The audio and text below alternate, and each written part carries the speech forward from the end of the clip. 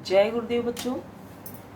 आज का पाठ है रचना के आधार पर वाक्य भेद। मोटे तौर पे रचना के आधार पे 3 प्रकार के वाक्य के भेद होते हैं, जिसमें सरल वाक्य, संयुक्त वाक्य, मिश्रित वाक्य। सरल वाक्य जिस वाक्य में केवल एक ही उद्देश्य और एक ही विधेय हो, वह सरल वाक्य कहलाता है। जैसे मैं नित्य व्यायाम करता हूँ।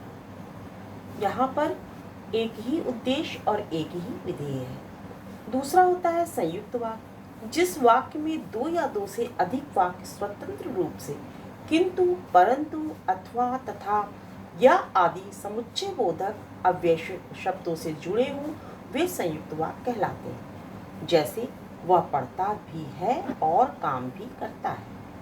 तीसरा आता है मिश्रित वाक्य, जिस वाक्य में एक प्रधान उपवाक्य और अन्य आश्रित उपवाक्य हो, वह मिश्र वाक्य कहलाता है। जैसे ही हम घर से बाहर निकले, वर्षा होने लगी। तो ये थे रचना के आधार पे मोटे तौर पे वाक्य के भेद। मैं उमा श्रीवास्तव इस पाठ को प्रस्तुत कर रही हूँ। अब हम आपको विस्तार से बताएंगे रचना के आधार पर वाक्य भेद। इसमें सबसे पहले जानने के लिए है वाक्य क्या होता है। वाक्य सार्थक शब्द समूह का वह व्यवस्थित समूह हो जो वर्ण अर्थ को प्रकट करता है, वह वाक्य कहलाता है। अर्थात वाक्य उसे कहते हैं जो ऐसा सार्थक समूह शब्दों का जो किसी भाव विचार को पूर्णतः व्यक्त कर सकता है, वही वाक्य कहलाता है। वाक्य के 2 अंग होते हैं, उद्देश्य और विधेय। जैसे रमा पूजा करती है, पक्षी आकाश में उड़ते हैं, मैं विद्यालय जाता हूँ। उपर्युक्त लिखे सभी शब्द सार्थक हैं, व्याकरण के नियमों के अनुसार व्यवस्थित हैं तथा पूरा अर्थ प्रकट कर रहे हैं, अतः यह एक वाक्य है। वाक्य के अंग संरचना के आधार पर वाक्य के 2 मुख्य भेद होते हैं। जैसे पहला उद्देश्य, दूसरा विधेय। उद्देश्य क्या होता है? वाक्य में जिसके बारे में कुछ बताया गया हो, उसे उद्देश्य कहते हैं। इसके अंतर्गत कर्ता तथा कर्ता विस्तार, विशेषण, संबंध बोधक, भाव बोधक आदि आ जाते हैं। दूसरा अंग है विधेय। विधेय के विषय में जो कुछ कहा जाता है, उद्देश्य के विषय में जो कुछ कहा जाता है, उसे विधेय कहते हैं। इसके अंतर्गत क्रिया, क्रिया विस्तार, कर्म, कर्म विस्तार आदि आ जाते हैं। जैसे अर्जुन ने कर्ण को मारा, ठेकेदार ने इमारत बनवा दी। अब इसमें देखिए उद्देश्य क्या है। पहले वाक्य में अर्जुन ने, यह उद्देश्य है, और कर्ण को मारा, यह विधेय है।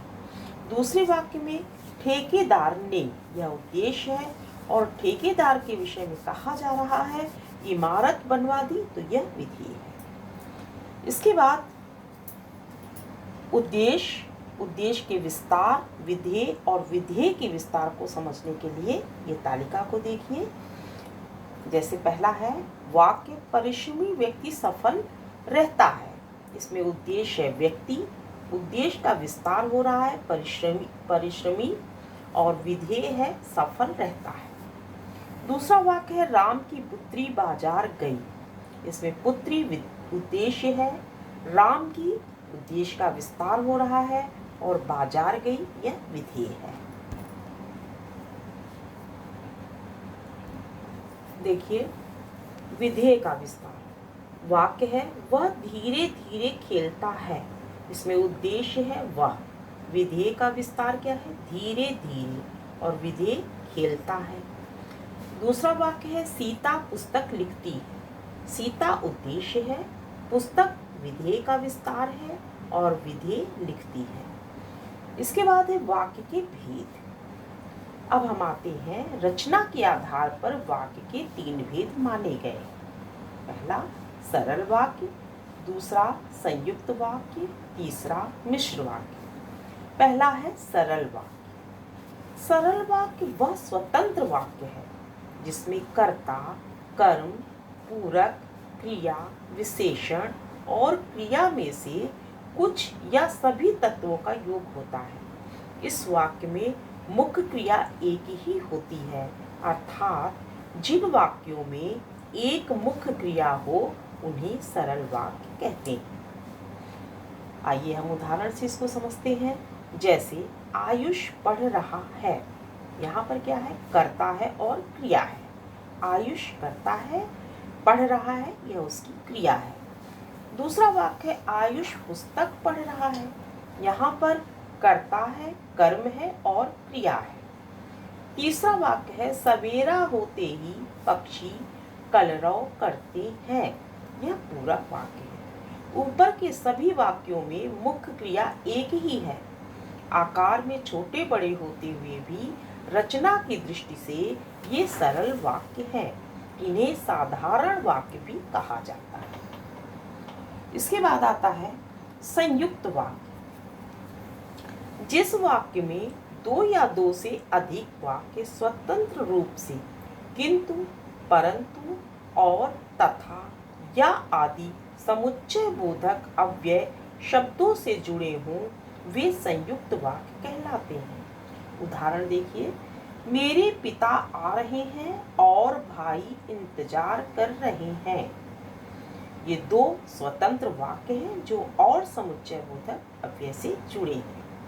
दूसरा है वे घर आ गए हैं किंतु थोड़ी ही देर रुकेंगे। ये भी दो स्वतंत्र वाक्य हैं और किंतु अव्यय से जुड़े हैं। तीसरा वाक्य है उसने समझाया था परंतु मैं ना समझ सका।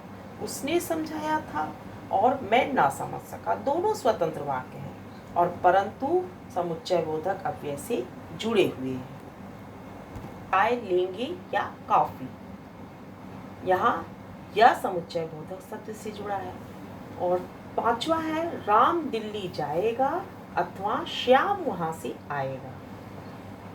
छठा है आज परीक्षा है इसलिए विद्यालय जा रहा हूँ।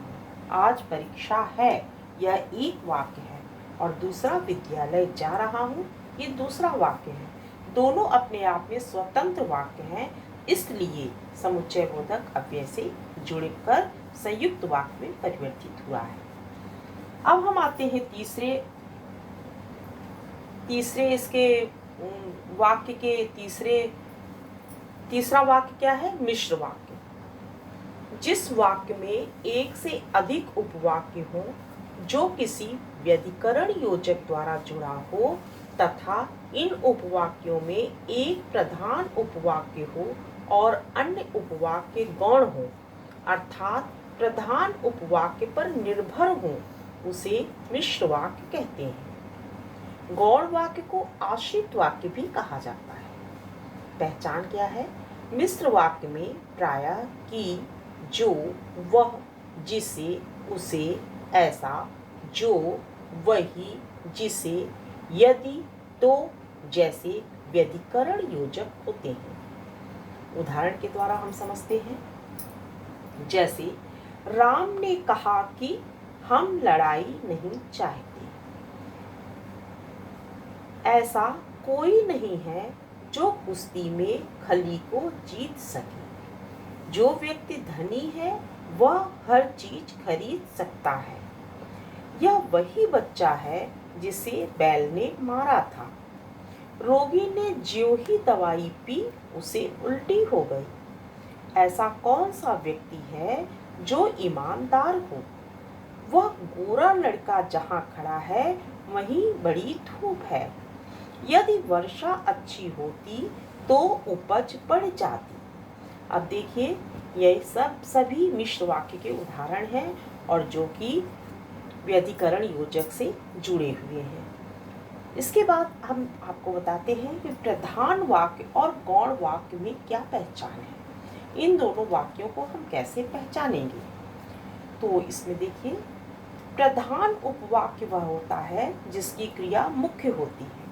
जिसकी जो क्रिया मुख्य होती है उसे हम प्रधान उपवाक्य कहते हैं, कि जिसके बिना वाक्य पूर्णता को नहीं होता है, वाक्य पूर्ण नहीं होता है, उसे मुख्य क्रिया कहते हैं और इसे प्रधान उपवाक्य कहेंगे। आश्रित गौण उपवाक्यों का आरंभ प्रायः कि, जो, जिसे, यदि, क्योंकि आदि से होता है। मिश्र वाक्य का एक सरल वाक्य में रूपांतरण कीजिए। इसकी पहचान देखिए कैसे करनी है कि मिश्र वाक्य का एक सरल वाक्य में रूपांतरण कीजिए। जो क्रिया वाक्यांत्या में बनी रहेगी, अर्थात वाक्य के अंत तक जो क्रिया बनी रहेगी, वही उपवाक्य प्रधान उपवाक्य होगा। रूपांतरित होने वाली क्रिया वाला उपवाक्य आश्रित उपवाक्य होगा, अर्थात जिसकी क्रिया रूपांतरित हो जाए, बदल जाए, वह आश्रित उपवाक्य होगा, और जिसकी क्रिया ज्यों की त्यों रहती है वह प्रधान उपवाक्य होता है। अब आइए हम उदाहरण से समझते हैं। यदि मैं परिश्रम करता तो सफल हो जाता। इस वाक्य का सरल वाक्य इस प्रकार होगा, परिश्रम करने पर मैं सफल हो जाता। अब यहाँ पर ध्यान देने वाली बात है कि परिश्रम करता क्रिया सरल वाक्य में बदलने पर बदल गई, अतः यह आश्रित उपवाक्य है। दूसरी ओर सफल होता क्रिया ज्यों की त्यों बनी हुई है, इसीलिए यह प्रधान उपवाक्य है। तो ये थे रचना के आधार पर वाक्य के भेद, सरल वाक्य, संयुक्त वाक्य और मिश्र वाक्य। आशा है आप लोगों को यह समझ में आ गया होगा। यदि कहीं पे प्रॉब्लम होती है तो आप लोग मुझसे कमेंट बॉक्स में लिखकर पूछ सकते हैं। धन्यवाद। जय गुरुदेव।